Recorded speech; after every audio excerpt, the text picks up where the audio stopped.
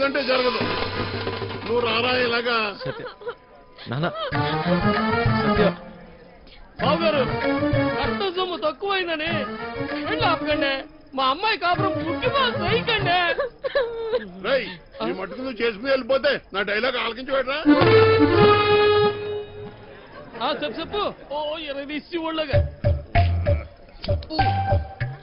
చెప్పరా సచ్చినాడా జేబులో పేపర్ తీస్తారా చెప్పు. కాదు తప్పుతాడా. రెక్కలు ముక్కలు చేసుకుని ఆయన చదివించింది ఊరికే నీ కూతురునిచ్చి పెళ్లి చేయడానికి కాదు. డబ్బులు ఎవడిస్తాడు? అయినా మీ ఓడికి ఎందుకు ఇయ్యాలయ్యా కట్ట? ఓ పేపర్ చూసుకుని డైలాగులు చదివేసే మనిషిని కాదురేనా?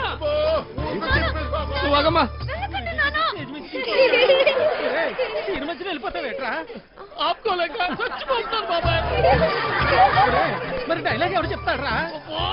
కావాలంటే ఆ డైలాగా అక్కడిచ్చి నేనే చెప్పేస్తాను. పొట్టు సచ్చినోడా ఇదేంటి నువ్వు వచ్చావుటి? ఆ డైలాగ్ నువ్వు కానీ చెప్తావేటి? ఉండరా నువ్వు? వీరే మా నాన్న. మరి వాడొస్తే ఇంకా కన్ఫ్యూజ్ చేయకు. కన్ఫ్యూజన్ ఏంటి? నేను మీ అమ్మన. మరి ఇప్పుడు నేను వాడిని ఏమని పిలవాలి? మామగారా అత్తగారా? అయ్యో సంబడం. పెళ్లి కూతురు తల్లిని అత్తయ్య అని పిలకపోతే మరేమని పిలుస్తారు? డైలాగ్ నేనే చెప్పేసుకుంటాను. అసలు మీ ఓడికి నేను కట్టం ఎందుకు ఇయ్యాలా?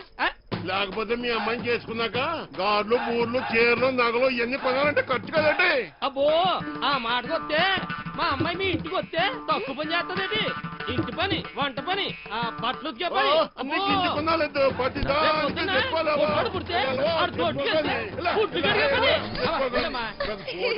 చికెను, మంగళవారం మటను, రాత్రి అది ఇది ఆ లెక్కన మీరే ఇలా కట్నం తీసుకున్న అబ్బాయిలంటే నాకు అసహ్యం.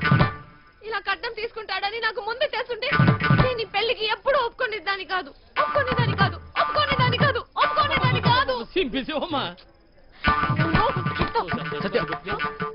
నానా నాకు ఈ కట్నం వద్దు నాన్న. నాకు ఈ అమ్మాయి నచ్చింది. ఎవరవునన్నా కాదన్నా నేను ఈ అమ్మాయిని పెళ్లి చేసుకుంటా.